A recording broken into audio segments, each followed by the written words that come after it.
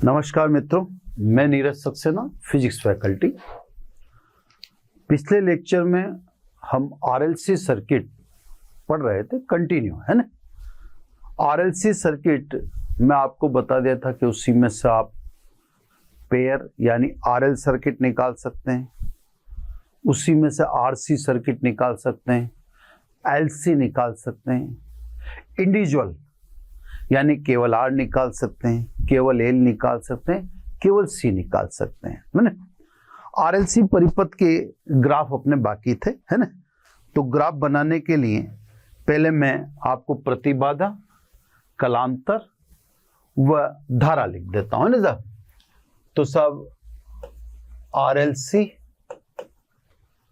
परिपथ कंटिन्यू है ना। नया टॉपिक नहीं, पिछले एपिसोड से ही इसको कंटिन्यू किया हुआ है।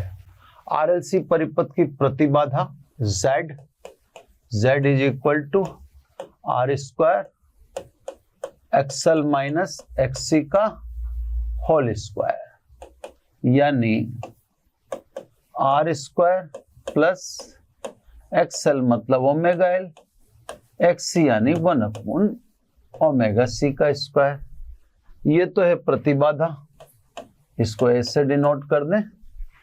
कलांतर phi tan inverse XL minus XC upon R, या आप इसको लिख सकते हो tan inverse omega L minus 1/ओमेगा सी अपॉन आर।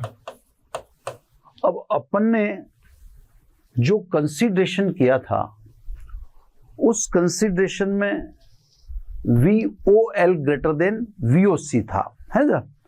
तो अपने कंसीडरेशन में VOL अधिक था VOC से, यानी L का प्रभाव अधिक था। L का प्रभाव अधिक है तो वोल्टता आगे जाएगी, मतलब धारा पीछे रहेगी। I is equal to I0 sine omega T minus five. अब कारण इसका अपन जानते हैं, क्योंकि VOL ग्रेटर देन VOC।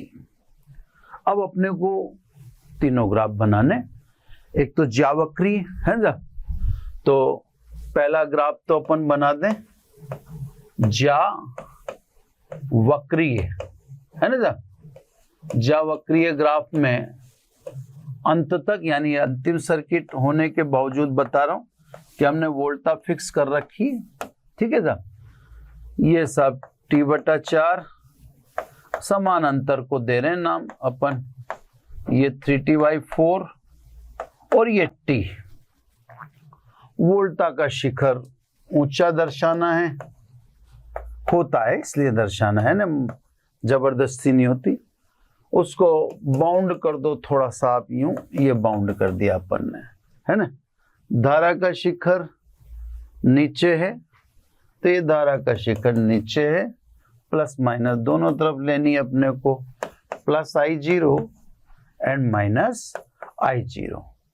वोल्टता का ग्राफ फिक्स है क्योंकि अपन ने वैल्यूज भी फिक्स कर रखी है, उसका व्यंजक भी फिक्स कर रखा है। तो फिक्स है तो स्वाभाविक है ग्राफ भी फिक्स ही रहेगा। ये आरोपित वोल्टता अभी भी वही V बराबर V0 साइन ओमेगा टी। धारा आपको दिख रही है, धारा फाई कलांतर पीछे है ना। तो धारा पीछे है तो एक अंतर डिसाइड कर लीजिए आप, एक अंतर को फाई से समझा दो।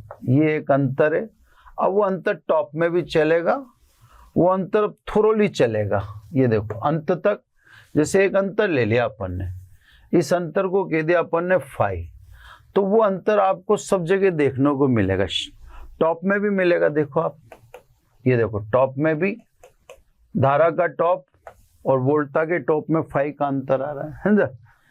इधर माइनस टॉप में भी मिलेगा, सब जगह वो डिफरेंस हर जगह मिलना चाहिए, तभी कलांतर अपन क्या कहेंगे, पीछे से नीचे से चालू करना। यानी ये देखो यहां से ये सब यहां से चालू कर दिया, पीछे है तो नीचे से और आगे है तो ऊपर से। ये तो सब आपके वोल्टता और धारा के मध्य जावक्रीय निरूपण हो गया I बराबर I0 sine omega T minus five. ठीक है ना, हमेशा बनाते रहे इस ग्राफ को, तो अंत में भी अपन ने बना दी। ये अंतिम सर्किट है साहब, है ना, अंतिम सर्किट है, फिर और बहुत सारी चीजें हैं, पर अब सर्किट लगभग सब हो गए। एलसी को छोड़ दिया अपन ने, एलसी कहीं बीच में आएगा, है ना। इसके अलावा वोल्टा व धारा के मध्य ग्राफ है ना, तो सब सेकंड ग्राफ बनेगा वोल्टा व धारा के मध्य, है ना। ठीक है, तो सब सेकंड ग्राफ वोल्टा व धारा के मध्य। अब वोल्टा व धारा के मध्य वाला ग्राफ देखो सब, है ना, जैसे जैसे कंपोनेंट बढ़ते जाते हैं ये वाला ग्राफ थोड़ा सा कॉम्प्लिकेटेड होता जाता है। अब खैर इससे ज्यादा कॉम्प्लिकेटेड तो क्या होगा, अब तो लास्ट ही चल रहा है ना।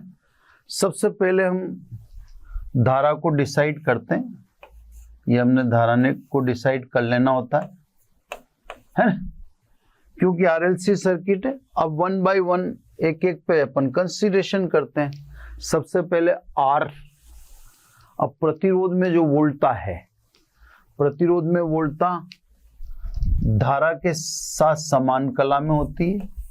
ये देखो प्रतिरोध में वोल्टा धारा से समान कला में आ गई, क्लियर है ना। अब इसके बाद कुंडली की बात करते हैं। कुंडली का मतलब इंडक्टेंस यानी प्रेरकत्व की। प्रेरकत्व में वोल्टा धारा से 90 कला आगे होती है। ये 90 डिग्री आगे कर दिया सब। थोड़ा सा देखो पेन वगैरह करते हैं सब, गड़बड़ हो जाती है, कोशिश करता हूँ एक बार सुधारने की, है ना। बोर्ड डिजिटल हैं तो ये समस्या होती है, वो एक फ्लो में जैसी लाइन खिंच जाए। चलो सही खिंच गई 90 डिग्री।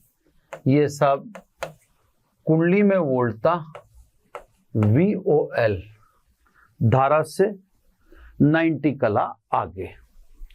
तीसरा कंपोनेंट अपना कौन सा है? तीसरा कंपोनेंट अपना है संधारित्र। संधारित्र में वोल्टा धारा से 90 कला पीछे होती है संधारित्र में, है ना, वो इंडिविजुअल बिहेवियर। तो ये देखो 90 कला पीछे, ये संधारित्र में वोल्टा VOC। ठीक है ना। अब रिजल्टेंट देखना अपने को, तो ये दोनों अपोजिट हैं, है ना। या ये भी समझ लेना चाहिए कि संधारित्र और प्रेरकत्व ये एक दूसरे के एंटी हैं, विरोध में रहते हैं, अपोजिट है। इनके बीच का कलांतर 180 डिग्री है ना। देख लेना अपन 90 और 90 180 हो गया। तो सब अपन ने क्योंकि VOL ग्रेटर देन क्या माना था VOC, तो यहाँ वो आपको इम्पैक्ट मैंने दिखा रखा है। तो इतनी वैल्यूज ऊपर से लेस कर दीजिए, ये कर दी साहब लेस। अब लेस करने के बाद जो रिमेनिंग बचा पोर्शन, उस रिमेनिंग पोर्शन को क्या कहोगे आप? VOL माइनस VOC, है ना। ये रिमेनिंग बचा। तो वर्टिकल या यूं कह दें, ये जो दोनों अपोजिट वेक्टर है ये तो सोल्व हो गए। अब कौन कौन बचा? अब जो वेक्टर में क्लियरली बचता है, एक तो बचता है ये और एक बचता है ये। दोनों को किससे सोल्व कर लें? तो दोनों सोल्व बाय समांतर चतुर्भुज का नियम। ये सब समांतर चतुर्भुज के नियम से इन दोनों को अपन हल कर लेंगे। इनका हल कौन बताएगा? आसन्न भुजाओं से या आसन्न भुजाओं के कटान बिंदु से गुजरने वाला विकर्ण परिणामी को दर्शाता है। अब ये ध्यान रखना, परिणामी वोल्टा का एक्स अक्ष से एंगल ओमेगा टी रहेगा, क्योंकि वाई अक्ष पर घटक आना चाहिए V0 साइन ओमेगा टी, है ना। क्योंकि VORLC बराबर अपन ने लिखा है V0 sin ओमेगा टी। तो इस जो ग्राफ का जो मोटिव होता है वो y अक्ष पर समीकरण 1 और समीकरण 2 प्रदान करना होता है। तो साहब ये कोण ओमेगा टी, तो ये घटक तो साइन ओमेगा, सॉरी कोस ओमेगा टी, तो वो घटक हो गया साइन ओमेगा टी, है ना। धारा देख लो आप, धारा कितनी पीछे, फाई कला पीछे, ये देखो धारा पीछे कितनी पीछे, फाई कला पीछे। तो ग्राफ में ऐसे तो मैसेज तो बहुत हैं, अब वो जरूर है कि देखो कंसंट्रेट तो अपने को होना पड़ेगा। ग्राफ तो मैसेज करता है, ग्राफ तो दिखाता है, हर चीज दिखा रहा है। देखो ये दिखा रहा है धारा के साथ रेजिस्टेंस में वोल्टता है, ये दिखा रहा है कि इंडक्टिव यानी कुंडली में वोल्टेज धारा से 90 कला आगे है, ये भी दिखा रहा है कि संधारित्र में वोल्टता धारा से 90 कला पीछे है। इन दोनों का परिणामी दिखा रहा है और फिर सबका टोटल परिणामी ये दिखा रहा है VORLC। इसकी कला सामने आ रही है ओमेगा टी। अपन ने भी यही लिखा है ना, अपन जो अगर अपन अपनी लिखे हुए को याद करें तो VORLC बराबर लिखा है अपन ने V0 sin ओमेगा टी। तो सब y अक्ष पर घटक लेके देख लो, और उससे धारा फाई कला पीछे, ये देखो धारा फाई कला पीछे है। तो सब ये दूसरा ग्राफ था, है ना। अब तीसरा ग्राफ प्रतिबाधाओं और प्रतिरोध के बीच खींचेगा, है ना। तो सब ये अंतिम, मतलब ग्राफ तो अंतिम नहीं है लेकिन सर्किट जरूर अंतिम कहेंगे इसे। फिर और चीजें आएंगी, हालांकि अभी ग्राफ तो और में भी आएंगे, लेकिन वाह फिर कुछ अन्य चीजें पे बात करेंगे। अब सब लास्ट ग्राफ है, इसका लास्ट RLC का लास्ट का प्रतिघात व प्रतिरोध, है ना, के मध्य। भाई कुंडलियां लग रही हैं, प्रतिघात हुआ, संधारित्र लग रहा है, धारितीय प्रतिघात हुआ, प्रतिरोध भी लग रहा है। इनका परिणामी कहलाता है प्रतिबाधा, है ना। तो प्रतिबाधा भी शो कर देंगे अभी आपके सामने। थोड़ा सा मार्जिन ले लेते हैं, यहाँ जगह मिल रही है अपने को सफिशिएंट, तो यहाँ एक अपन स्ट्रेट लाइन खींचते हैं और इस जगह पर अपन, अब ये देखो ये एक्स एक्सिस, ये वाई एक्सिस और ये वाई डैश एक्सिस, है ना। अब इसमें क्या है सब, एक्स एक्सिस पर तो फिक्स कर दो आप, ये आपको मेरा ख्याल है मैंने सर्किट स्टार्ट करने से पहले ही बताया था कि एक्स एक्सिस अपन एंगेज करते हैं प्रतिरोध के लिए, है ना। तो सब ये एक्स एक्सिस एंगेज कर दिए अपन ने प्रतिरोध के लिए, ये अपन ने आयाम लिख दिया एक तरह से प्रतिरोध का, clear. Plus Y axis XL को जाएगी प्रेरणिक प्रतिघात को, तो सब ये प्लस वाई एक्सिस ये अपन दे देते हैं एक्सेल को। ये वेक्टर प्रेजेंटेशन है साहब, है ना, इसको भी यहाँ वेक्टर में प्रेजेंट करो। और माइनस वाई जाएगी एक्सी को, ये माइनस वाई एक्सी को दे दिया अपन ने, ठीक है साहब। थोड़ा कंजस्टेड तो हो रहा है पर चलेगा, इतना कोई खास दिक्कत तो नहीं होनी चाहिए आपको भी। ये दिख रहा है क्लियर, है ना। अब सब ये वेक्टर प्रेजेंटेशन है, एक्सेल और एक्सी अपोजिट है, एक्सेल और एक्सी अपोजिट है, तो अगर वेक्टर अपोजिट है तो उनका रिजल्टेंट डिफरेंस के बराबर। अब एक्सेल ग्रेटर देन है एक्सी, अपन ने ले रखा है ना VOL ग्रेटर देन VOC, ठीक है ना। तो अपन ने VOL ग्रेटर देन VOC ले रखा है, इसलिए एक्सेल ग्रेटर देन XC हो गया। अब इन दोनों का आपको रिजल्टेंट निकालना है तो रिजल्टेंट डिफरेंस के बराबर आएगा, तो इतनी वैल्यू यहां से घटा दो, ये घटा दी सब ये वैल्यू। इस वैल्यू को जो रिमेनिंग बची ये किसको दर्शाएगी, एक्सएल माइनस एक्सी को, ठीक है ना। ये एक्सएल माइनस एक्सी। अब वर्टिकल वाला तो सोल्व हो गया, ये देखो एक्सी घटा दिया अपन ने एक्सएल में से, ठीक है। ये एक्सी इतना था और एक्सएल इतना था, दोनों अपोजिट वेक्टर हैं। अपोजिट वेक्टर हैं तो अपोजिट का रिजल्टेंट उसके डिफरेंस के बराबर होता है, ऐसा अपन ने पढ़ा हुआ है।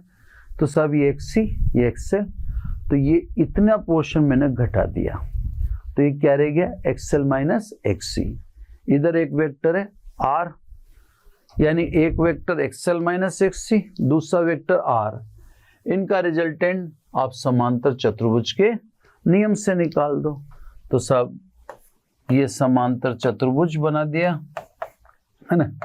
समांतर चतुर्भुज का विकर्ण परिणामी को दर्शाएगा। किस किस का परिणामी?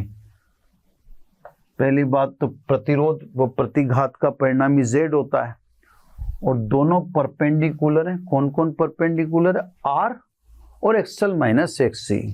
तो परिणामी क्या होगा?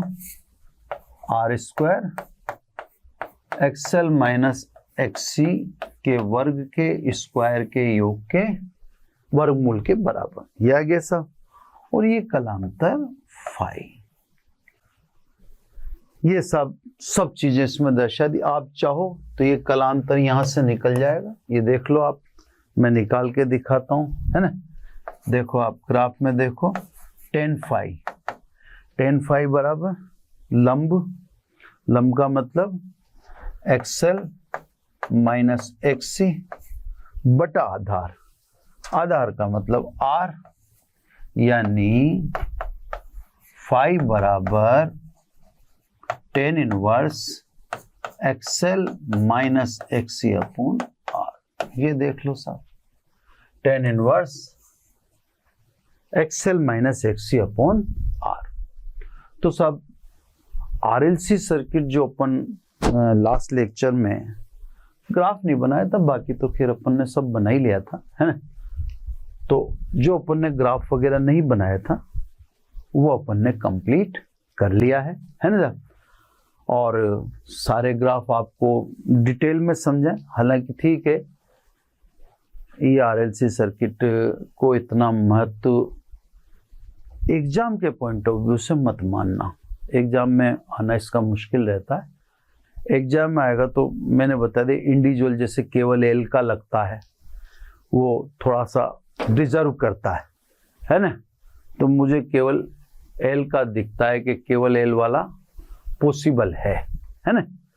तो सब उस पॉइंट ऑफ व्यू से देखते हैं अपन के, एग्जाम के पॉइंट ऑफ व्यू से इतना इम्पोर्टेंट ये नहीं लगता कि साहब ये आरएलसी आएगा, क्योंकि ये आएगा तो ग्राफ की वजह से लेंदी हो जाएगा, है ना। फिर भी अगर आ भी जाता है तो आपको सब कुछ समझा दिया गया है, ऐसी कोई चीज नहीं है जो अब आरएलसी परिपथ में बकाया चलती हो। छोटे छोटे दो केस लेता हूं पहले, फिर आगे चलेंगे। केस फर्स्ट, है ना।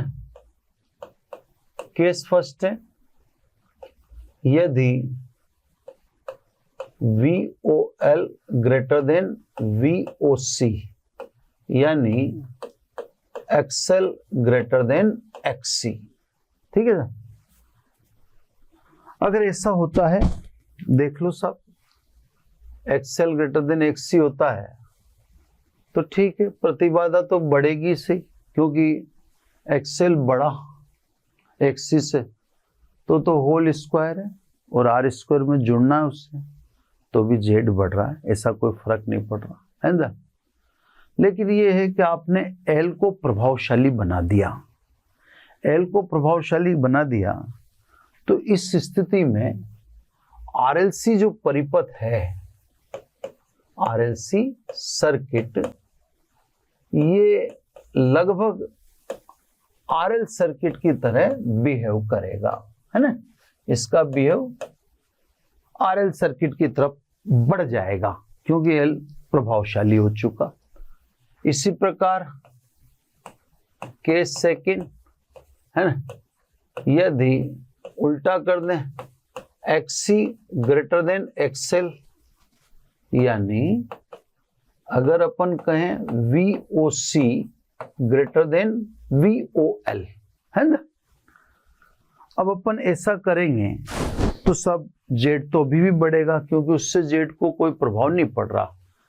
अब XC बढ़ गया, ये वाला पोर्शन बढ़ गया, तो भी क्या हुआ, माइनस में थोड़ी हुआ हो, क्योंकि वो तो होल स्क्वायर के अंदर है। तो XC बढ़ भी जाएगा तो भी माइनस का वर्ग करते ही प्लस हो जाएगा, यानी जेड तो अभी भी बढ़ेगा। तो जेड पर अभी भी कोई प्रभाव नहीं पड़ रहा। एक्सएल बढ़े तो भी जेड बढ़ता है ना, और एक्सी बढ़े तो भी जेड बढ़ता है। यानी कुंडली का प्रभाव बढ़ाओ तो भी जेड बढ़ता है, और संधारित्र का प्रभाव बढ़ाओ तो भी वही वाली बात है ना। तो ये चीज अपने को यहाँ पे साफ दिख रही है कि साहब ऐसा करने से जेड में तो कोई कमी नहीं हुई। हाँ, अब एक्सी बढ़ा दिया आपने, एक्सी बढ़ा दे ना, ये देखो यहाँ पे एक्सी बढ़ा दिया तो अब वोल्टा पीछे चल जाएगी, क्योंकि 5 माइनस में आ जाएगा। अभी तक तो 5 प्लस में आ रहा है, तो वोल्टा पीछे चली जाएगी, मतलब धारा आगे आ जाएगी। धारा आगे आ जाएगी तो इसका मतलब ये हुआ कि अब आरएलसी सर्किट किसकी जैसे व्यवहार करेगा, आरसी सर्किट के जैसा व्यवहार करेगा, है ना। अब एक चीज को अपन ने बाकी छोड़ दिया, एक्सएल बराबर एक्सी, है ना। एक्सएल बराबर एक्सी के भाई अपन ने ये ले लिया, एक्सएल ग्रेटर देन एक्सी, है ना। अपन ने ये ले लिया एक्सी ग्रेटर देन एक्सएल, पर अपन अभी ये नहीं ले रहे कि एक्सएल बराबर एक्सी होता तो क्या होता। एक्चुअली ये इसने मैंने रोक रखा हूं क्योंकि पहले मैं न्यूमेरिकल करा लूं। अभी बहुत सारे सर्किट हो चुके हैं, तो बहुत सारे न्यूमेरिकल अब क्रिएट हो गए। एसी में न्यूमेरिकल नहीं करा तो दिक्कत होगा, एसी फिर समझ में नहीं आती। तो मैं एक्सएल बराबर एक्सी होता तो क्या होता उसकी अभी चर्चा नहीं करूँगा, क्योंकि उसको जैसे चालू करेंगे तो लगभग वो एंड तक चला जाएगा। एक्सएल बराबर एक्सी से जो चीज आपके सामने निकल के आएगी वो करीब 4-5 टॉपिक कंटिन्यू जुड़ते हुए लेके आएगी, कंटिन्यू, है ना। तो मैं इसलिए भी एक्सएल बराबर एक्सी की चर्चा नहीं करना चाहता, उसको मैंने पेंडिंग छोड़ दिया। आरएलसी सर्किट मैंने हालांकि लास्ट लेक्चर में कर दिया था, ग्राफ बाकी थे, तो अगर ग्राफ सहित कहें आप तो ग्राफ सहित आरएलसी सर्किट यहाँ खत्म हो चुका है ना। केस वेस तो वो जागरूकता या उत्सुकता पैदा करने के लिए, क्योंकि मैंने अब आपको भी समझ में आ गया कि एक्सएल बराबर एक्सी नहीं लिया, इसका मतलब समथिंग स्पेशल, यानी कुछ ऐसा विशेष बाकी है आपके सामने जो अभी नहीं लाया जा रहा, केवल उत्सुकता पैदा की जा रही है।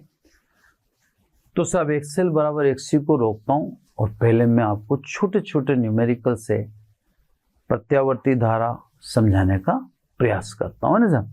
तो मैं अब छोटे छोटे न्यूमेरिकल के क्रम में चलूंगा, बड़े बड़े नहीं ले रहा, क्योंकि एक्चुअली क्या है, बड़े न्यूमेरिकल हालांकि ठीक है अपन एनसीईआरटी के भी डालेंगे, लेकिन बड़ा न्यूमेरिकल डालते हैं तो बड़े न्यूमेरिकल में क्या है, एक न्यूमेरिकल ही लंबा समय खा जाता है, और बड़े न्यूमेरिकल में जितना मतलब छोटे न्यूमेरिकल में जितना सीखने को मिलता है उतना बड़े को नहीं मिलता। आप कभी गौर करना, ये तो ठीक है बुक्स चेंज होती रहती हैं, वरना मैं इस बात का पक्षधर हूं कि आप बच्चों से एक एक दो दो लाइन के क्वेश्चन पूछो।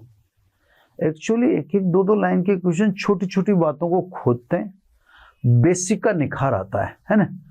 बड़ी बात में बच्चा भी उदासीन हो जाता है कि यार इतना पूछ लिया, इतनी लंबी कैलकुलेशन कौन करेगा वगैरह वगैरह वगैरह।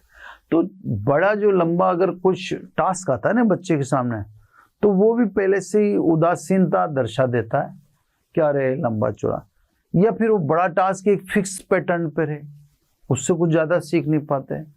तो मैं इस पक्ष का आदमी हूं कि अति लघुत्रात्मक प्रश्नों की भरमार होनी चाहिए, क्योंकि उनसे छोटी छोटी चीजों की जानकारी मिलती है और वो अच्छा बेसिक तैयार करते हैं। ये मेरी व्यक्तिगत राय है, अलग अलग लोगों की राय अलग अलग हो सकती है ना। मैं छोटे छोटे क्वेश्चन से बात चालू कर रहा हूं, है ना। अब क्वेश्चन 1 2 3 लिख दें या स्टार लगा दें, क्योंकि फिर वो क्रम याद रखना और टिपिकल हो जाएगा ना। तो छोटे छोटे क्वेश्चन में अपन स्टार से चलते हैं सब, है ना। ये है सब दिष्ट धारा के लिए किसी कुंडली का प्रतिरोध 5 ओम है। प्रत्यावर्ती धारा के लिए क्या होगा? ऑप्शन में दे रहा है ये समान होगा, बढ़ जाएगा, कम हो जाएगा, और ये कह रहा है शून्य होगा। तो देखो डीसी के लिए तो इसने बता दिया, डीसी के लिए तो प्रतिरोध कितना बताया इसने? 5 ओम, है ना, 5 ओम। ठीक है। अब ये कह रहा है प्रत्यावर्ती धारा के लिए, तो सब एसी के लिए बात करें, हैं, तो एसी के लिए F can not be equal to 0, then XL, है ना। अब कुंडली है तो कुंडली के प्रतिरोध को अपन क्या बोलेंगे? धारितीय प्रतिघात बोलेंगे, 2 पाई एफएल। अब फ्रीक्वेंसी और आएगी, तो अब कुंडली का प्रतिरोध बढ़ जाएगा, है ना। घटने का तो सवाल नहीं उठता, है ना, क्योंकि अब एसी जब आप लोगे तो आवृत्ति आ जाएगी, और कुंडली के प्रतिरोध को फिर क्या बोलोगे आप? धारितीय प्रतिघात बोलोगे। तो कुंडली का इस्तेमाल करने पर प्रतिरोध बढ़ जाएगा। ठीक है साहब।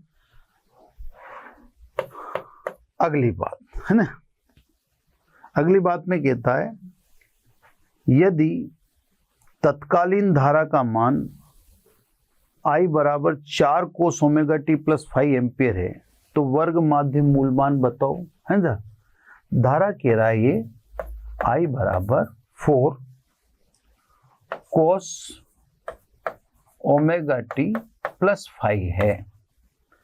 ये दिख गया आपको, धारा का शिखर मान कितना वोल्ट है?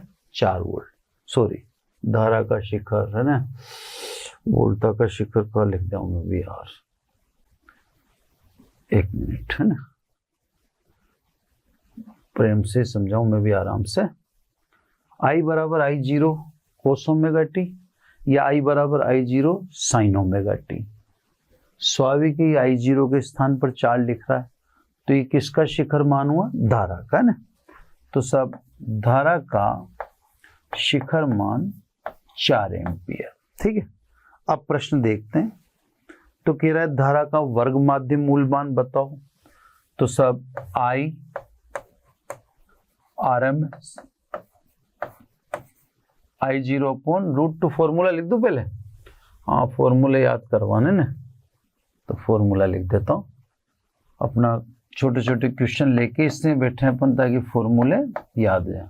I0 अपॉन √2, I0 की वैल्यू कितनी? 4 अपॉन √2, यानी अपन चाहें तो इसको 2√2 कह सकते हैं, है ना, 2√2 एम्पियर। तो अब मैं इसके ऑप्शन बताया, तो ये कह रहा था कि साहब यदि, 1 मिनट, है ना, ये कह रहा था यदि तत्कालीन धारा I बराबर 4 कोस ओमेगा टी प्लस 5 एम्पियर है तो धारा का वर्ग माध्य मूलमान बताओ। ऑप्शन में इसने दे रखा है 4 एम्पियर, 2√2 एम्पियर, 4√2 एम्पियर और 0। तो आपके सामने ही से 2√2 एम्पियर है। क्लियर? क्वेश्चन नंबर नेक्स्ट, है ना, छोटे छोटे क्वेश्चन है सब। किसी परिपथ में प्रत्यावर्ती धारा का शिखर मान 423 वोल्ट है। शिखर मान का मतलब हुआ I0 423 वोल्ट। ठीक है। छोटे छोटे क्वेश्चन है, रिपीट भी हो सकते हैं, क्योंकि अब मैं भी एक बार जल्दबाजी में छांटता हूं तो कहीं 1 2 4 क्वेश्चन रिपीट हो जाए, अदरवाइज मत लेना आप, है ना। इसका ये कह रहा है किसी परिपथ में प्रत्यावर्ती धारा का शिखर मान 423 वोल्ट है, इसका प्रभावी मान, प्रभावी विभवांतर बताओ। वोल्ट 423 वोल्ट, यार ये क्या गड़बड़ हो रहा है? वोल्टा का शिखर है। 1 मिनट, थोड़ा सा मैं भी स्पीड स्लो करता हूं, मैं भी स्पीड के चक्कर में गलती कर रहा हूं ना। ये कह रहा है किसी परिपथ में प्रत्यावर्ती धारा का शिखर मान। अब ये तो इसने धारा ही रखा है, पर वास्तव में मैंने गलत नहीं लिखा था, इसने तो धारा ही कह रखा है, लेकिन मात्रक वोल्ट है, तो अपन समझिए कि वो वोल्टा का शिखर मान होगा, है ना। इसका प्रभावी विभवांतर कितना होगा? प्रभावी विभवांतर का मतलब वही VRMS है। VRMS को प्रभावी व आभासी मान कहते हैं, है ना। V0/√2 या आपके दो 0.707 इंटू 423, है ना सर। V0 की वैल्यू रख दी, 1/√2 को तो अपन जानते ही कितना है ना। अब ये जब मल्टीप्लाई करेंगे आप तो अप्रोक्सीमेटली 300 करीब आना चाहिए, वो आप देख लेना, है ना। क्लियर? तो सब ये क्वेश्चन है। अब नेक्स्ट क्वेश्चन है, ये अगला क्वेश्चन कहता है साहब आपसे, मैंने स्लो कर रहा हूं, मैं थोड़ा सा क्या फास्ट होने से मैं भी कंफ्यूज हो रहा हूं, है ना। आराम से पढ़ते हैं, कंफर्ट होकर, है ना। एक प्रत्यावर्ती धारा परिपथ में I बराबर 100 sin 200 पाई टी, धारा को ही कह रहा है 100 sin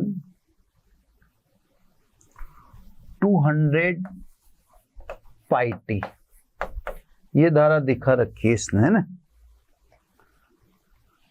इस परिपथ में धारा शून्य से बढ़कर शिखर तक पहुंचने में कितना समय लगेगा, है ना। धीरे धीरे करते हैं आराम से।